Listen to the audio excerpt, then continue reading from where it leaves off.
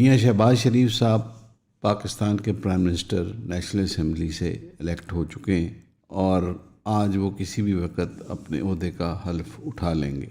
نون league کی government بننے جا رہی ہے جس کو پیپلز پارٹی کی طرف سے سپورٹ ہوگی اور غالباً MQM کی بھی سپورٹ ہوگی ان کے پاس اور ایک دو چھوٹی موٹی پارٹیز کی۔ بہت کمزور اور ناتواں گورنمنٹ یہ ہوگی کیونکہ پیپلز پارٹی نے گورنمنٹ کے اندر شمولیت سے انکار کر دیا ہے، وہ صرف ووٹ دینے کی حد تک ہوں گے، وہ کوئی منسٹیریل سلاٹ نہیں لیں گے، لہٰذا گورنمنٹ کے ڈے ٹو ڈے فنکشنز رن کرنے کی ٹوٹل ذمہ داری جو ہوگی وہ نون لیگ کی گورنمنٹ کے اوپر ہوگی۔ نون لیگ کی اس وقت جو صورتحال ہے جو ہم پولیٹیکل ہورائزن پہ دیکھ رہے ہیں وہ بہت ویک اور کمزور ہے۔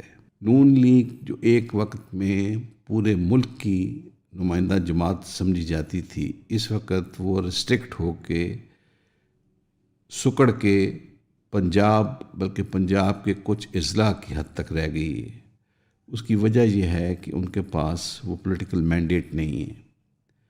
ان کے پاس جتنی بھی سیٹیں نیشنل اسمبلی میں ہیں اس میں سے 50-60-70% سیٹس ایسی ہیں جو انڈر ڈاؤٹ اور انڈر شیڈوز ہیں اور زیر بحث ہیں۔ وہی فارم 45 اور 47 والا ایشو ہے، اور کل کلاں کو اگر وہ ہائر کورٹس میں جوڈیشری کے سامنے جاتی ہیں تو شاید وہ اپنا کلیم سسٹین بھی نہ کر سکیں۔ ان حالات میں شہباز شریف صاحب کے لیے گورنمنٹ چلانا انتہائی مشکل ہوگا۔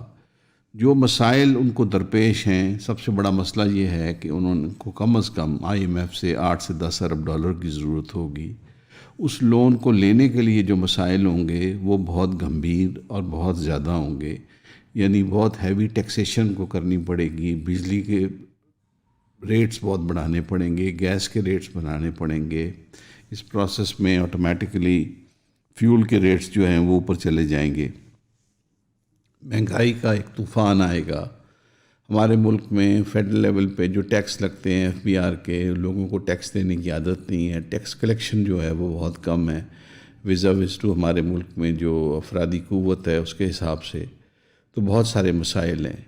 تو ٹوٹل جو نون لیگ کی ڈپینڈنس ہے اب سروائیول کی اور ریوائیول کی، کہ وہ دوبارہ اس پولیٹیکل گیم میں آ جائیں اور دوبارہ وہ زندہ ہو جائیں،